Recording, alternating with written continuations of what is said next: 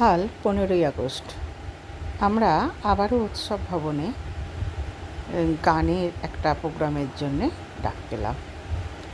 আমরা প্রত্যেকে গিয়েই সেখানে উপস্থিত হয়েছি এবং একটা ঘরোয়া আড্ডা ছোটোখাটো, আর তার সাথে একটুখানি গান বাজনা সব কিছুই রয়েছে।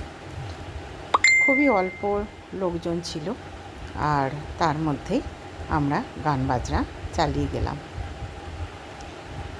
এইটুকুর মধ্যেই কিন্তু অনেক কিছু শিখলাম, জানলাম, এবং এখানে অনেকজনের নানান ব্যক্তিত্বের সান্নিধ্যে এলাম। আর দাদার বক্তব্য খুবই ভালো লাগলো। তার সঙ্গে ছিলেন মহারাজও গান গাইলেন এবং সঙ্গে চলল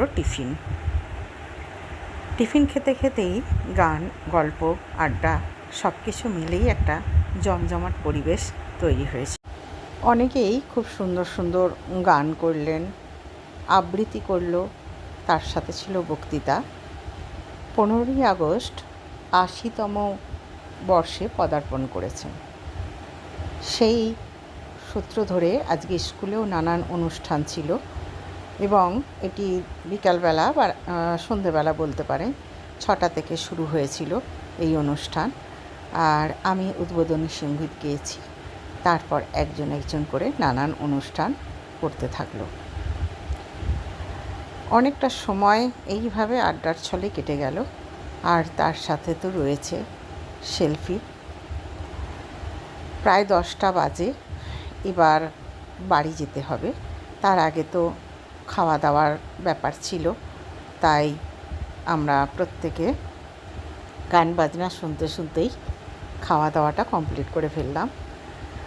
খাওয়া দাওয়া কমপ্লিট করে আমরা ওই 10টা নাগাদ বাড়ির দিকে রওনা দিলাম। এরম ছোট ছোট অনুষ্ঠান আমাদের কাছে খুবই ভালো লাগে। প্রত্যেকের সঙ্গে দেখা হওয়া, নতুন নতুন ব্যক্তির সঙ্গে পরিচিত হওয়া, আর সবথেকে বড় কথা,